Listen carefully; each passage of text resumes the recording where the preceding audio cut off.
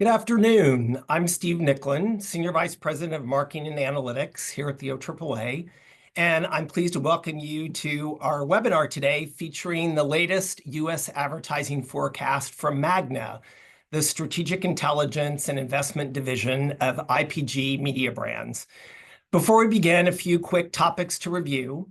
We welcome your questions throughout the webinar. Please feel free to use the Zoom question function at the bottom of the page. If we can't get to your question, we will follow up with you individually afterward. And then I do want to let you know, as always, we will share the webinar content, and you can find that on our homepage under the News and Events tab. And if you scroll down, you'll find the webinar library there. So a recording of today's webinar will also be available along with a PDF of the presentation.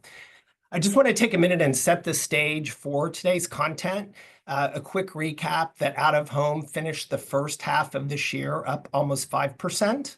And then MAGNA, along with other major forecasting entities, are projecting a year-end finish for out-of-home just above 5%. And contextually, I want to share that MAGNA does track out-of-home and cinema separately, whereas OAAA, we combine cinema as part of out-of-home in our reporting. So you might see some very small differences in reporting, but just keep that in mind as they go through the content today. The other important issue that I want to point out, you'll see during the presentation today that out-of-home performance is being outpaced by total media growth, but out-of-home is the only traditional form of media that continues to produce year in and year out increases. And that upward trend in total media is pretty much exclusively driven by mobile and online digital media, cyclical events aside. Most of you are already familiar with MAGNA, as they've been a long-standing ad spend data partner of the OAAA, and we do regularly cite their excellent analysis. So it is my pleasure to welcome today Vincent Letang, their EVP and Managing Partner of Global Marketing Intelligence, Mike Leszega of their VP of Global Marketing Intelligence, and then also from IPG, Valerie Sharp, who is Vice President at Impact USA at Rapport. And Impact is Rapport's out-of-home creative and production studio. And Valerie will share, after the ad spend analysis, some highlights of the very innovative out-of-home campaigns that they're really seeing help drive our industry growth. So welcome to all of you. It's great to see you. I know our members are eager to hear the informative analysis and insights that you have to share today. So I'm going to turn it over to you, Vincent. Thank you, Steve, for inviting us, for having us today. Very pleased to present our insights to your members. Can you hear me well? Can you see my screen? Good to go. Oh, good to go. All right. So thank you for this intro. Let me tell you all a little bit more about MAGNA and Rapport. We are sister companies under the IPG Media Brands umbrella. So we are also sister companies to Initiative, Media Hub, the agencies that are client-facing. So when it comes to what I'm doing at MAGNA Intelligence, it's great to be able to reach out to client teams and expert teams across the board, and to get first-hand testimonials and information about how marketers are thinking, what they're planning, how they allocate their budgets between the various media offerings, which is an important part of our analysis and forecasts when it comes to the advertising marketplace. And so MAGNA has developed a market intelligence offering over the years. We have about 50 subscribers these days. We publish about 60 reports through the year. We like to think we are the most comprehensive and most trusted market intelligence offering in the advertising industry right now. We also create custom webinars on demand. So let's dive into our latest U.S. advertising market update. So we'll start with an update on the economy, then the overall market, ad market, and then the out-of-home ad market. But first, the key findings of our latest publication, that would be the fall report in September. Based on a strong first half, we expect full year 2024 advertising spending, that's across all media, to grow by 8.9% this year. Let's say 9%. And we've revised the forecast up from 8.2. Out of home continues to outperform. As Steve said, we now expect full year growth for net out of home spending to grow by about 5%. When we look at 2025, we see that the economic and business outlook is still robust. I'll say a word about it.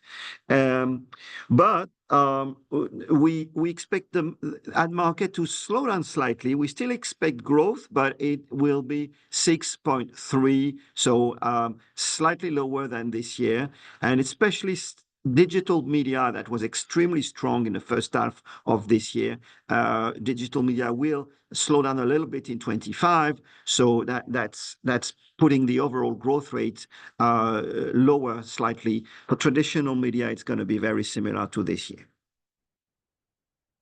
The way we think of the marketplace, the way we forecast, we break down the analysis between economic cycle, organic drivers, and cyclical events. Cyclical events being essentially elections and major international sports events like the Olympics or the FIFA World Cup, that sort of things. So in 2024, you can see pluses everywhere. The economic cycle was pretty strong after the slowdown of 2023. Inflation slowed down. There were several good news.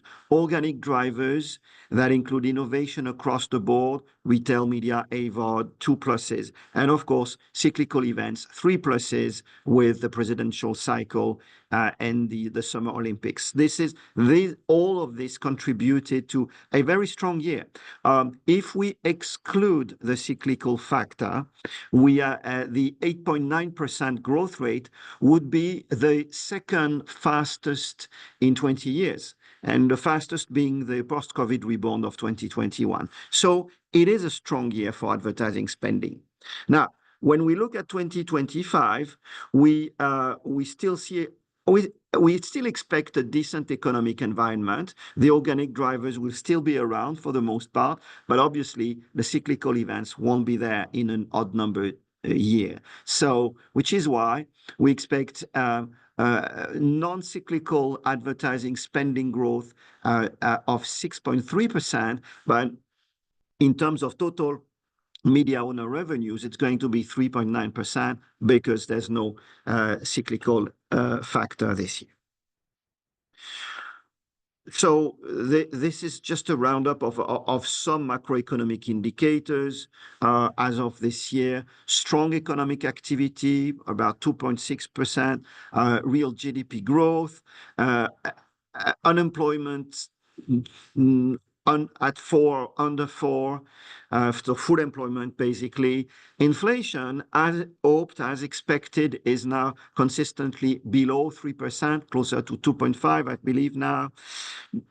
So lots of good news. Despite that, consumer confidence remains hesitant as of late. The September index of the Michigan consumer sentiment was at 68. It went down since late last year. We'll see what is the impact of the interest rate cut and the presidential election. Probably both might mechanically push that consumer confidence index up a little bit. And the final two I've included here are car sales, which have been slowing down this year, but it was completely expected after the very strong growth of 23 and in a high interest rate environment. But retail sales aside, apart from cars, retail sales have been decent this year.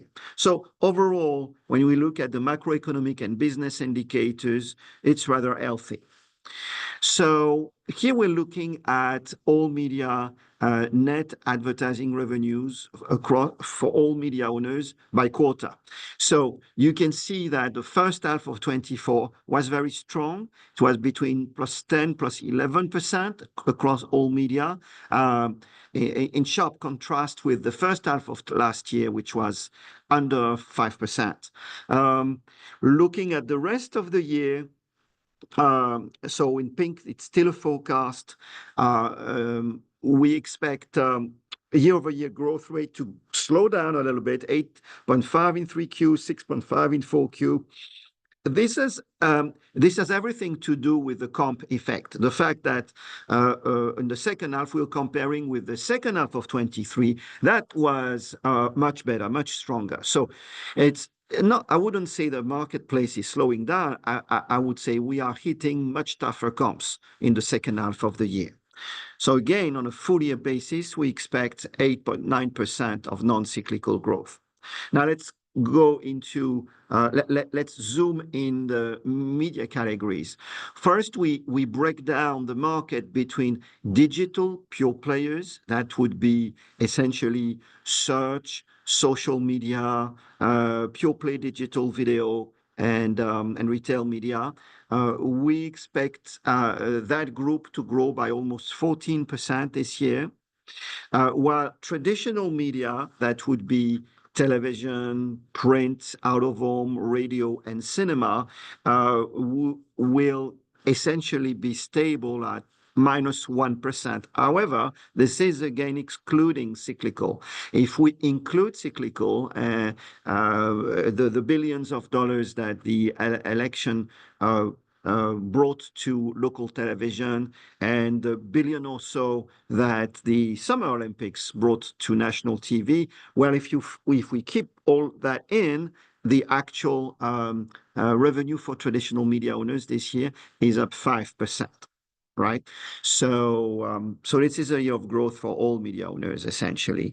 Now, if we go even more into details and media types, from left to right, this is the kind of growth we expect. Now, we are including cyclical, by the way, now.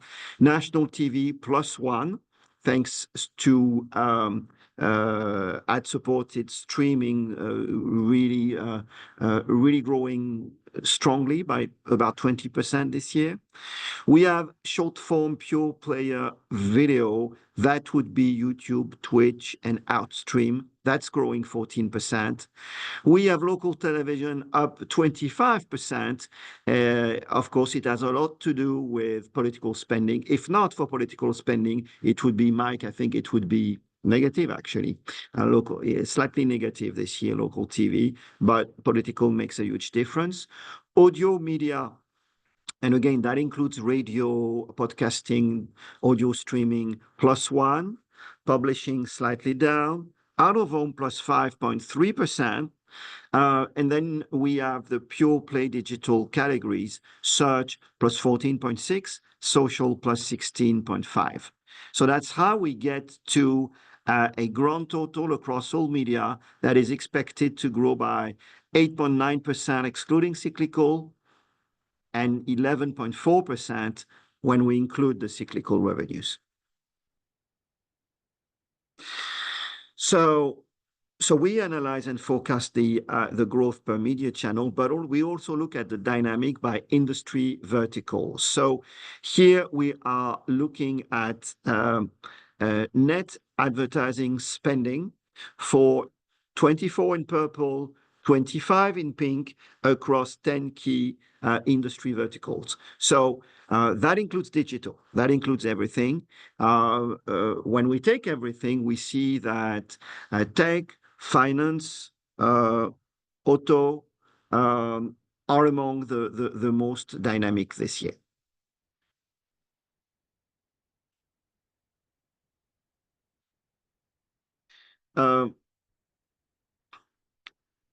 Sorry, a little technical problem here. All right. Okay.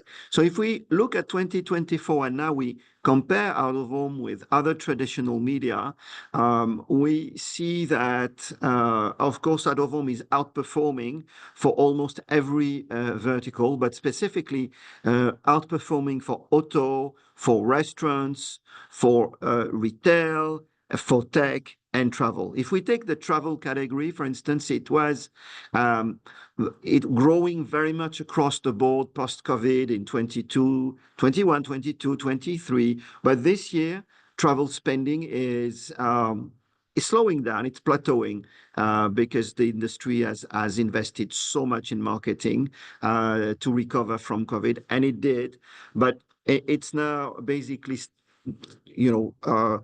cutting down, but not for out of home. We see out of home travel spending up 11% this year. So strong performance for out of home spending across most industry verticals. We also, beyond the big industry verticals, we look at some that may be smaller, but more dynamic than others. So, for instance, betting. Betting, of course, has been very dynamic in the last 4 or 5 years, thanks to the legalization of sports betting. Now we are looking at a vertical that's worth almost $2 billion. And in the first half of this year, it grew by 19% overall. So strong growth, partly due to the fact that one large state, Florida, finally legalized sports betting.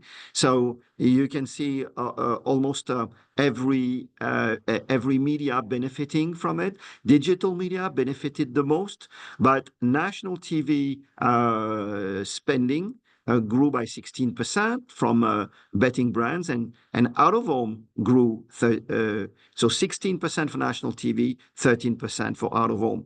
The fact that with Florida we now have maybe 75% at least of the U.S. population living in states where sports betting is legal makes national media more attractive all of a sudden. So this is probably why local television is down this year. But so far, out of home keeps growing. Tech is a vertical that was rather sluggish in the last 2 years. And we kept saying at MAGNA that it was because of a lack of a major mass market innovation. Right. For instance, less innovation in each generation of smartphones, no new game console generation. So the market was lacking something big, and it's finally come, and we put it under the AI-powered, marketing promise. So basically, AI-powered products being launched by all the large tech companies.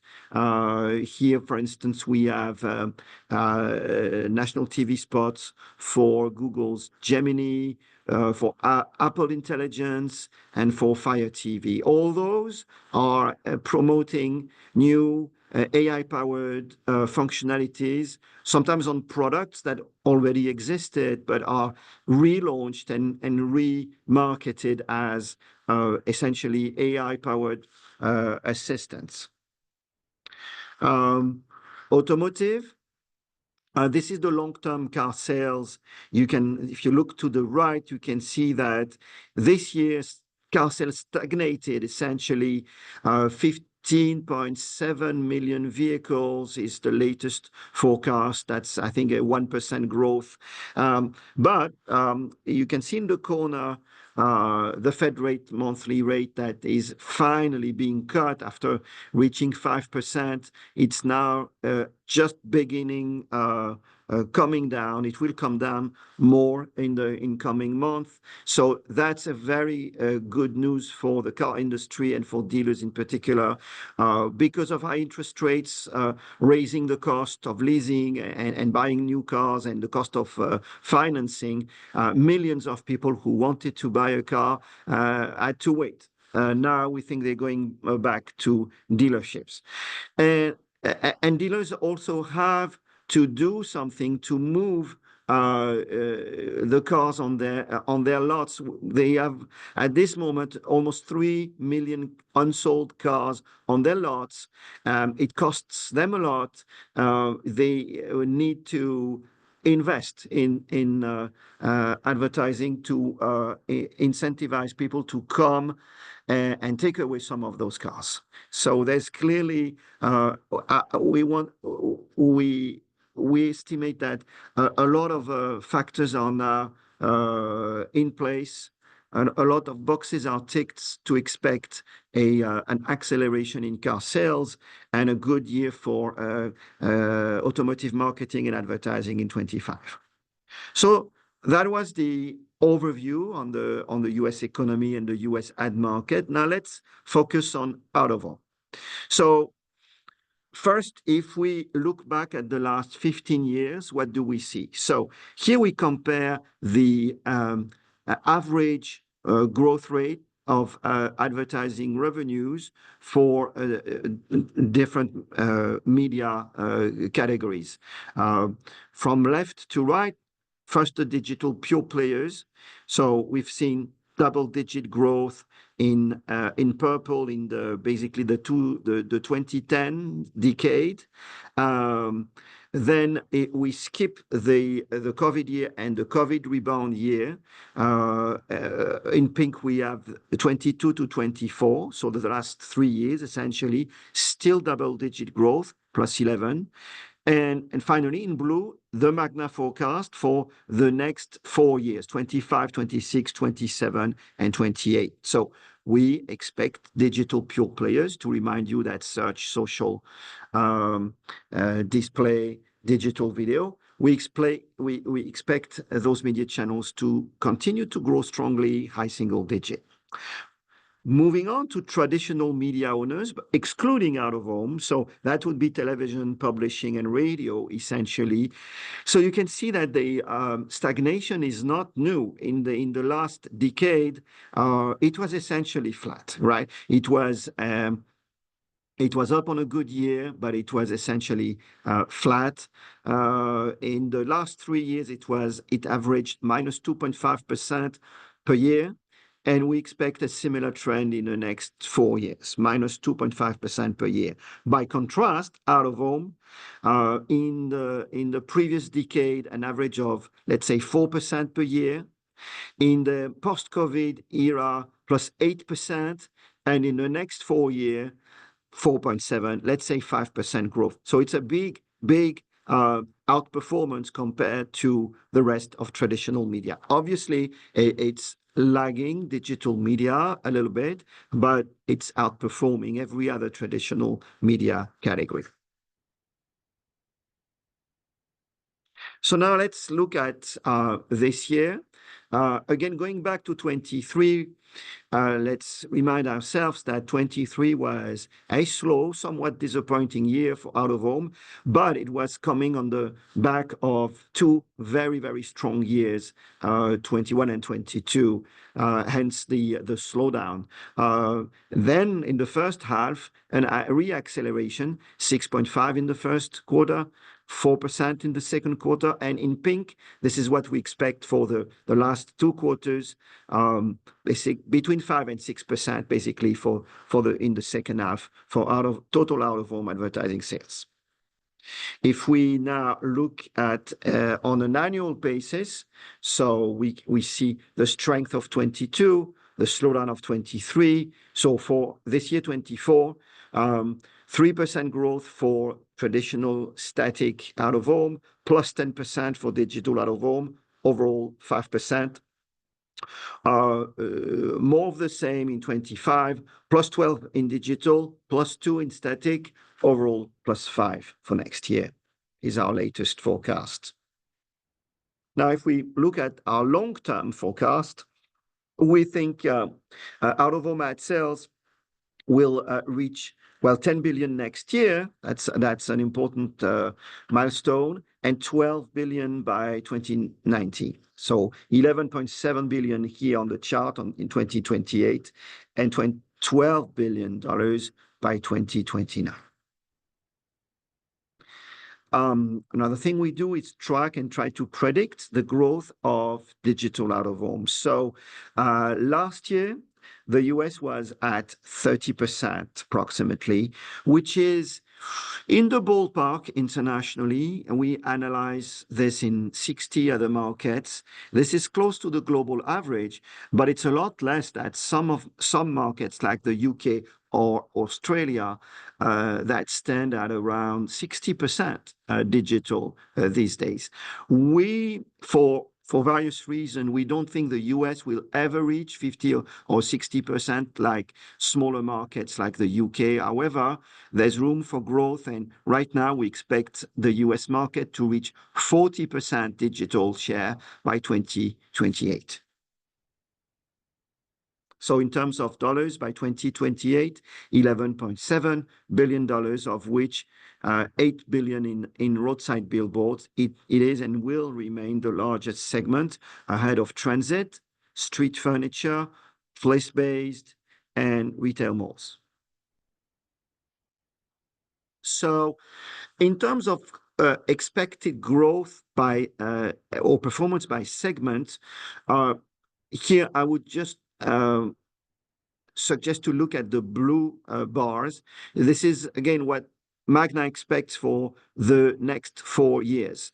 So roadside billboards ad revenues plus 4.6%, street furniture plus 6%, transit almost 7%. And the reason why we expect street furniture and transit to grow revenues slightly faster than roadside billboards is because of the limitations of roadside billboards in terms of digitization and programmatic, less restrictions when it comes to street furniture and transit inventory, and therefore the additional revenues generated by digital and programmatic will make more of an impact in those segments, in those environments.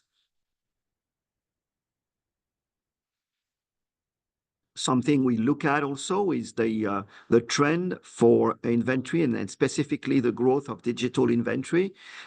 Here we calculated an average growth rate that told us that digital ad units grew by approximately 15% per year in the last 6 years. So very strong growth, meaning the industry never stopped to invest in creating and upgrading ad units to digital, which is now enabling them to upgrade to programmatic ready. And it's really a major driver explaining the outperformance of out-of-home compared to other traditional media categories like we saw earlier. Talking of programmatic, we think this year was really a turning point.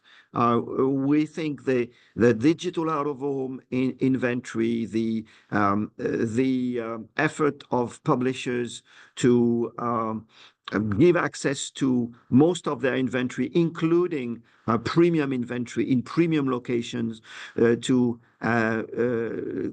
connect their SSPs with specialist and omnichannel DSPs so that agencies and brands could access most of their inventory, has really created a scale, has created a critical mass effect, which means our estimate here is that 24% of national out-of-home campaigns on digital units were programmatic this year, up from 15% in 23, up from almost nothing 5 years ago. So a quarter of campaigns running on digital inventory are programmatic already, and we think it could grow to 40% in the next 3 or 4 years.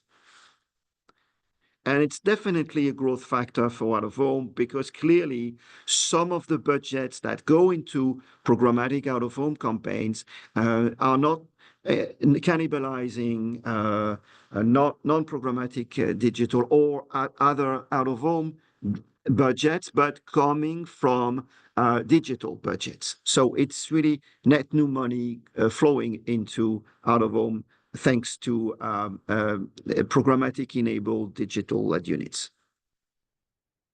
So this is it for our out-of-home ad market overview. Now I'd like my colleague Valerie from Rapport to tell us about innovation in out-of-home, which is another important factor explaining the outperformance of out-of-home and the interest of our brands for out-of-home. Valerie, would you walk us through what Rapport has spotted as the most exciting innovations used by our brands? Absolutely. Thank you, Vincent. So at Impact, we get to work across lots of different brands, and we are always tasked with knowing the latest innovation and trends. And what we're seeing is this really cool blend in out-of-home between different formats, technology, and just unique tactics. So we kind of put together some images to show you here, but really blending CGI in real life. This is our first kind of new trend we're seeing. So I'm sure you all saw earlier this year the very viral campaign for L'Oreal, where it looked like a lipstick was attached to the back of a car and leaving a lipstick stain down the streets of Paris. It turned a lot of heads. Like I said, it went viral, and people were wondering, is that real? How did they do that? Myself included. So a lot of brands started leaning into CGI. We've seen a lot of that with out of home, but something new and exciting we're seeing is this blending of the both in real life and CGI. House of Dragon did this super well. This was a June campaign where they had both physical and digital banners, the red and green. You can see the Brooklyn Bridge here. That's actually done so well that CGI and news outlets reported this wrong as well. Consumers were flocking to these unique locations, trying to find out whether or not they were real. New York Stock Exchange did have physical banners. So people were almost on this scavenger hunt and being brought into the premise of this whole advertising campaign to get them to tune in to the new season. There was digital out-of-home units used where you can see two different title treatments were used. One that was just the natural treatment, and then you see one that looks it was burned down by a dragon. So that dragon one was actually socially played out, and then people would go and try to look for these digital units to see what they really look like. So it was a really, really good pairing of the two. And then to top it all off is the top of the Empire State Building. This is a 270-foot inflatable of Vargar, the dragon. And again, most people were like, that cannot be real. I've never seen a placement like that, but it was in fact real. As really exciting, there was an activation for consumers and fans inside the venue as well that included brand ambassadors and food and drinks. So they even layered on experiential. So again, just really done well, a successful campaign. They had over 6 billion press impressions and over 1 billion social. So very exciting and cool use of out-of-home.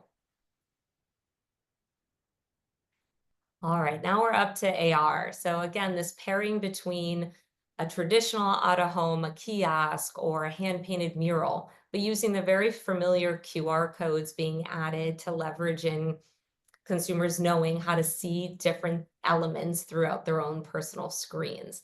So we kind of have that tap to place. That's like the dropping of a pin where you can scan the QR code and put the ad right in front of you. That was kind of the first iteration of AR we were really seeing there for consumers to interact. Now we're seeing more of this location-based where consumers can scan a QR code from the ad and they're immersed in it from wherever they're standing. So it's been mapped to the location surrounding it. Barbie did this very well last year too, where everything in the area was pink. And then finally, there's interactive screens. And this is where you as the consumer actually become part of the ad. So you can see from the video, you have a butterfly landing on a consumer's hand. And this we're seeing with retail clients, especially looking for people who want to try on virtually and interact and play in that way.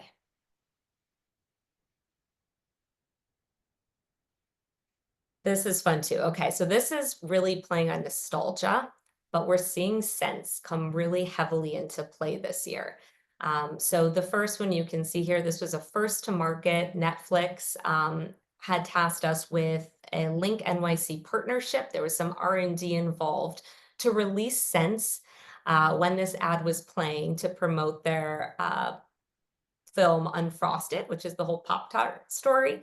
So a strawberry jam smell, which was very nostalgic from everyone's childhood, would play when the ad was on. So this turned a lot of heads and garnered a ton of attention.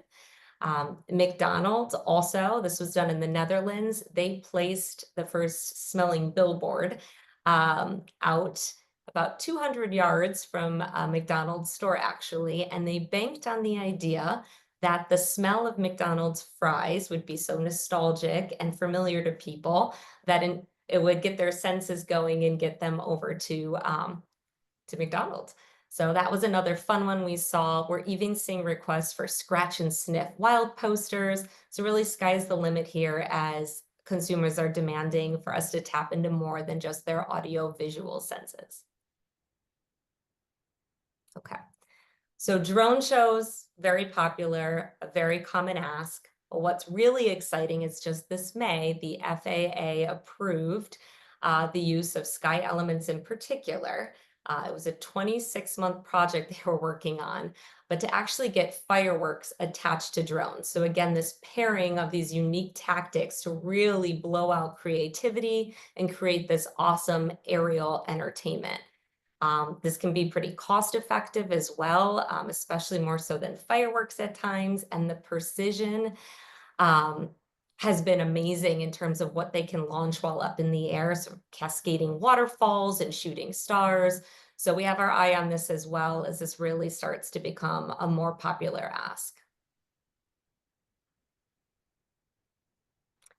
Large format canvases. So this is another global trend we're seeing. It was announced at CES, the semi-transparent LED screens, and we're seeing them start to be put into place on buildings. So the Sphere is not the only one that people would like to advertise on. Real estate has kind of entered the chat here as a large format canvas, and we're starting to see these screens come into play during the architectural plans to make sure they can be a large canvas for advertising. So we're really excited to see what happens with this. And then finally, this is the combination of multi-formats, right, of out of home. So what better way than using everyone's favorite lasagna-loving cat here, Garfield. This was to promote the movie for Sony earlier this year. And really, we had textile buses out. They were furry and fuzzy and wrapped and obviously very loud and orange. There were other buses where the eyes actually blinked open and shut. You saw bus shelters, again, this huge pop of orange, but had animatronics attached to it. Same as bulletins, where it wasn't just 3D props, but these things moved. The tail wagged, the eyes opened and shut. So really, really cool use of out-of-home formats with a unique twist to them that have really inspired creativity. And we're really excited to see where these trends continue moving. Thank you, Valerie. Well, thank you very much. That was outstanding. Our members have submitted a number of really great questions. So I want to dive into those, and I'm going to kind of pass these around. But I want to flag two things for all of our folks out there. I think Vincent teed up a couple of really good areas that we should all be thinking about and focusing on. Certainly Florida with, the bedding opportunity that exists there now. And then also his focus on a lot of automotive dealers right now. They have excess inventory. So I think those are two really great opportunities for our industry. Vincent, the first question I got, and this one just came in, but the product category analysis that you showed, like for automotive, for travel, et cetera, is that total out of home or were those national out of home dollars? It was total. Okay. Yes. Yeah. Great. That's what I assumed, but I didn't want to speak on your behalf for that. So I'm going to pass this first question that we had that was submitted with our registrations to Vincent. This member said that they sell directly to their clients, so they'd like to understand the projections for direct versus programmatic ad investment. And I know that you really kind of already covered that in the slides, which everybody will be able to download, but I didn't know if you had any other, comments you wanted to add to that, because there clearly, from what you showed, there's a huge opportunity for programmatic. Yeah, so obviously programmatic is developing faster than direct sales. However, it's still a relatively small portion. Like it's a quarter of digital sales, so it's about 12% of overall out-of-home sales.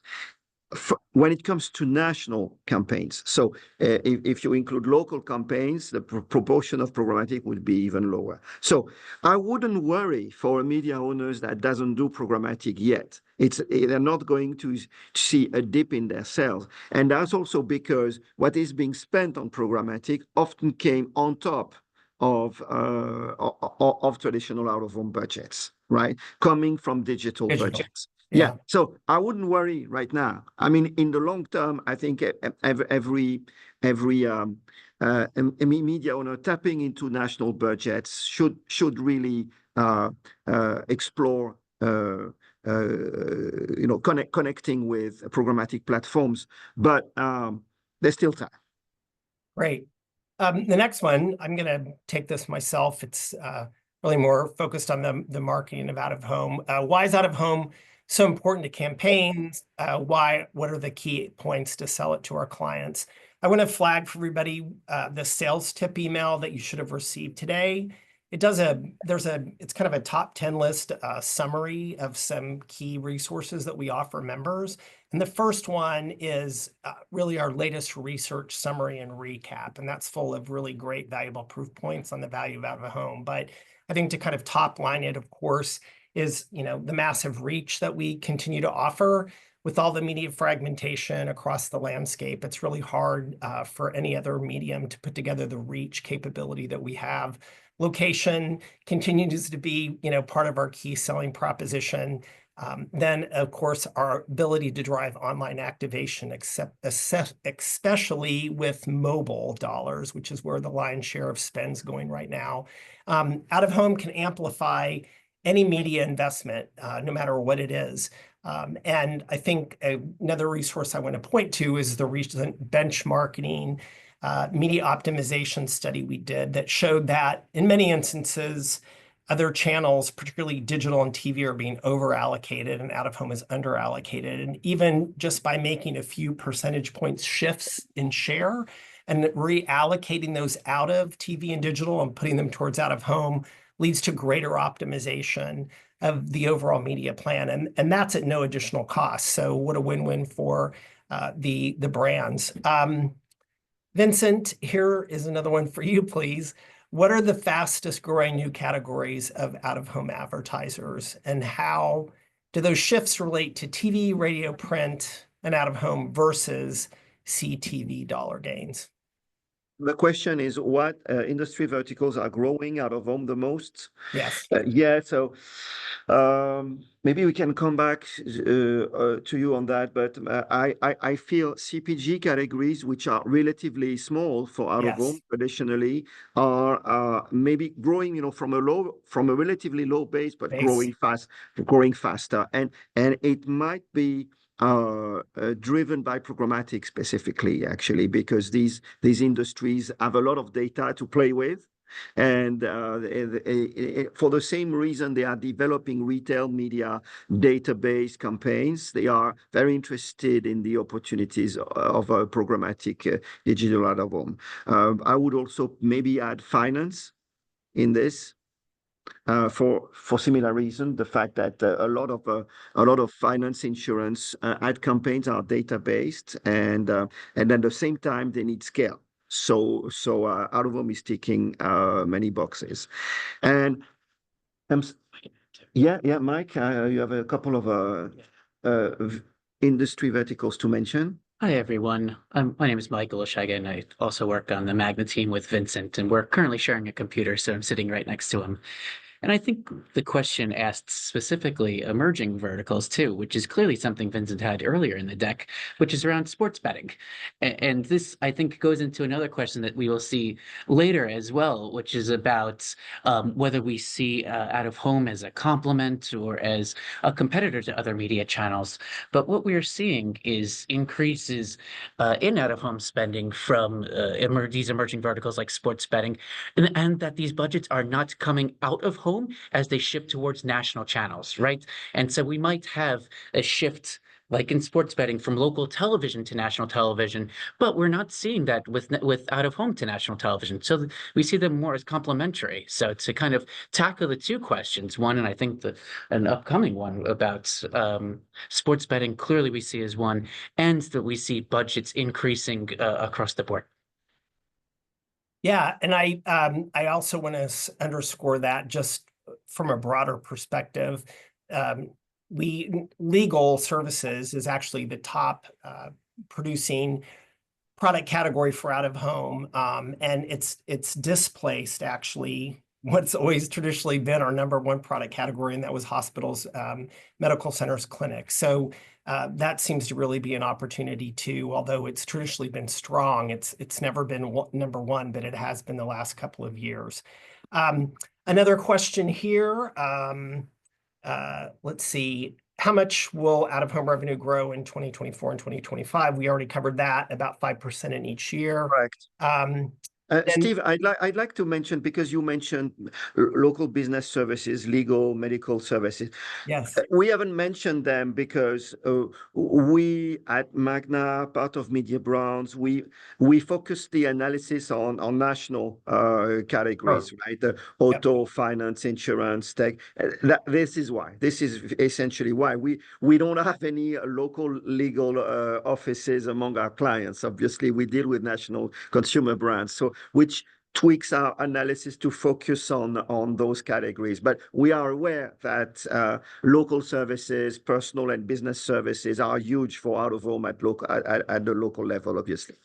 Yes, and the way Vivix reports the data and the way we traditionally report too is on that higher industry level. But I think, yeah, as you just touched on, for a lot of our members, it becomes a little more relevant once we take it down next to the product category level.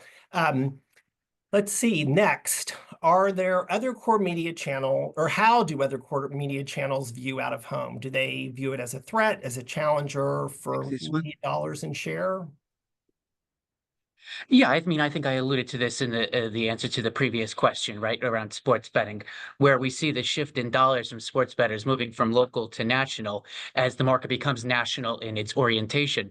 But they are cutting local TV budgets, but not cutting out of home budgets. And so I think clearly that means it's more complementary than it is, as a substitute or as a competitor or anything of that nature. I would also, just to combine two of the last questions, offer verticals like finance and like telecom that we have in our research discussed as one, both growth verticals and out of home, and verticals that are utilizing programmatic opportunities more so than maybe other verticals. So we do see key spending verticals not only growing, but growing specifically within programmatic. And based on our research, we did see some that actually were sticking with traditional directs out of home. These specifically, one in our research was luxury. Recall luxury that we talked about. So there's interesting dynamic between the different spending verticals and how they utilize this media channel. But just to kind of summarize the previous questions. I love that emphasis, Mike. It really, I think, underscores out of home's unique value in the marketplace and our value proposition. So let's see. Oh, and I mean, just kind of add on to that again, that threat, question versus challenge or whatever. I want to point back again to that benchmarking work that we just released, and what it does is it shows out of home enhances media investments overall. So I would think that a well-informed marketer or advertiser would look at out of home as how it can augment. It's not going to displace, but it's going to augment. We clearly see that in terms of the total market and the shifts of dollars of the total market, where you see local TV declining in totality, local radio declining in totality, dollars shifting either to direct media or national media streaming, but you just don't see it in out of home. You see out of home continuing to grow, and so I just don't see where this would be a threat. It's clearly more of a complement. Right. So I think this is really relevant, and given the massive political spend that we saw this year, and while out of home doesn't do billions of dollars in political, it's really been a very upward linear growth for us over the course of the last decade. And we won't have our full year in for political in terms of data analysis for a good 4 or 5 months, but I'm really expecting, based on how we've trended through August of this year, that we'll really have some phenomenal data to report. But this question is, how will the major cyclical events of 2024, which we're going to have to anniversary next year, how will those impact the revenue forecast for out of home next year? The major cyclical events are elections and international sports events. So there's none of that next year. So the cyclical dimension is a net negative for 2025. That's very clear. So come 26, we'll see the midterm elections come, and we'll see the Winter Olympics, which is rather big for television, And the World Cup. and the World Cup hosted by the US, of course, in 2026. So it's really a 2-year cycle. Right, but it's not big in out of home. It's not big in out of home, but Oh. I'm just like you, Steve. I'm curious to see the final numbers for political this year. Clearly, it's been larger than ever, and we'll see if it reaches maybe some thresholds like 1%, 2%.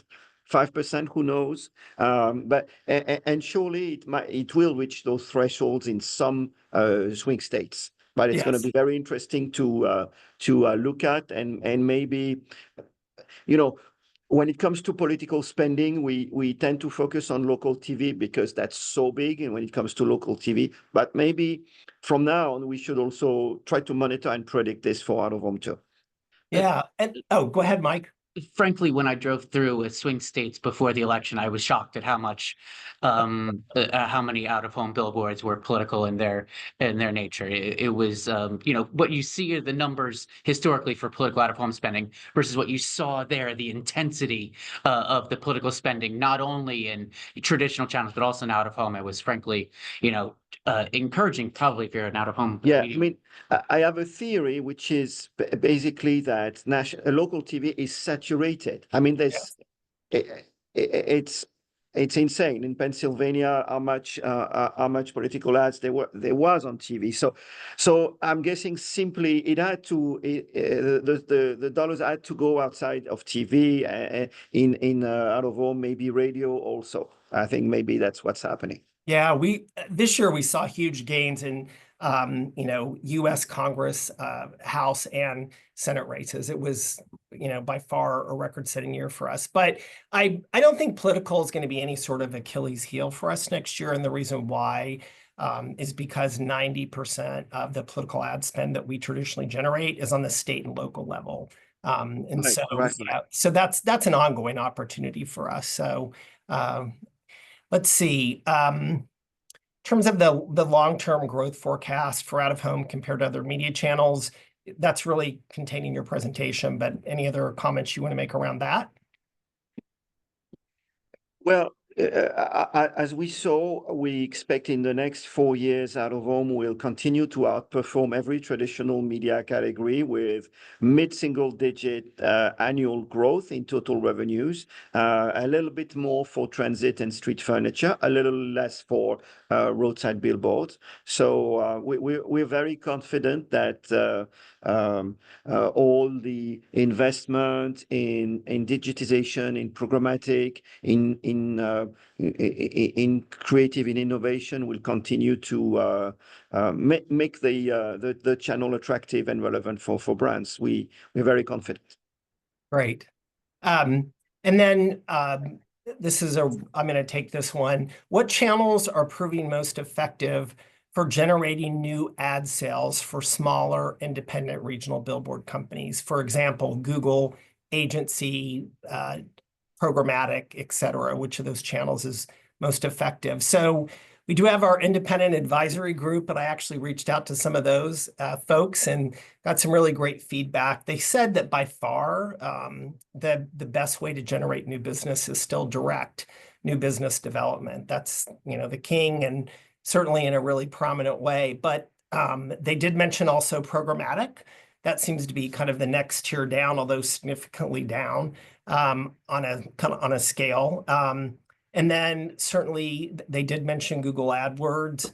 And then a couple of them also mentioned that many times they're using their own ad inventory to advertise and promote their products and services. So, and then I think this final question, I'm just going to go ahead and reiterate. It's incorporated in the presentation, but how does the 2025 forecast for out-of-home share of media spend compared to recent years? So the growth rate will be similar to this year, i.e. slower than what we had. If by similar recent years you mean 21, 22, it was super strong, but this was, you know, recovery from COVID. So long term, it was, I think it was plus 4% in the past decade. We're basically going back to this 4, 5, maybe 6% in the next 3 or 4 years. Yeah. So that's the ballpark of annual growth for out-of-home that we anticipate. Right. And then I think also part of what that question was focused on also was share. And we're around maybe slightly below a 3% medium. And again, because of that really rapid growth of digital, and that it traditionally outpaces our growth rate, you know, we're in that component right now. But, you know, as programmatic opportunities continue to develop and open up for us, and we continue to grow digital business, you know, hopefully we'll be able to take more of that share away from some of those digital platforms. There are 2 ways that we look at market share, just to answer your question more directly. Great. It's the traditional way, which is the 3% share, and we see that being relatively static over time, right? 3% share in 2024, more or less 3% share in 2028. And then there's the other way that Vincent and I look at this, which is looking at market shares, but excluding search and social, right? So if you exclude what we would call like the digital direct players, the pure players, and there we do see the out-of-home market share increasing, I think from something like 7-8% to something like 11 or 12% share of non-social, non-search spending. And so, you know, excluding these, you know, essentially 3 giant companies that are included in search and social, we do in fact see them growing their search in the overall market. There you go. And as I reiterated when we began, you know, if you look at out-of-home's growth rate compared to the total media, it does look like we're lagging, but you really need to understand the context of that. And again, to Michael's point, how those digital giants are really driving so much of that growth. So we're continuing to chug along as an industry and do a really great job. I want to just remind everybody, you'll have an opportunity to do the survey. Please give us your evaluation and feedback and comments on today's presentation. And I just want to express my sincere thanks so much to Vincent and Mike that really been outstanding partners for us over a number of years. Valerie, so great to have you as, you know, especially with your experiential expertise, join us today and kind of highlight some of the new ways that we're really driving new consumer experiences with the medium. And I think that this has really been, you know, great presentation of insights and really can help our members prepare an intelligence-driven roadmap for this coming year. So again, you can get the full recording of today's webinar along with the presentation by going to our homepage under News and Events and clicking down to the webinar library. Again, quick reminder, please take the survey on the screen, and thank you so much for joining us today. And I hope everybody has a wonderful afternoon. Thank you, Steve. Thank you. Thank you.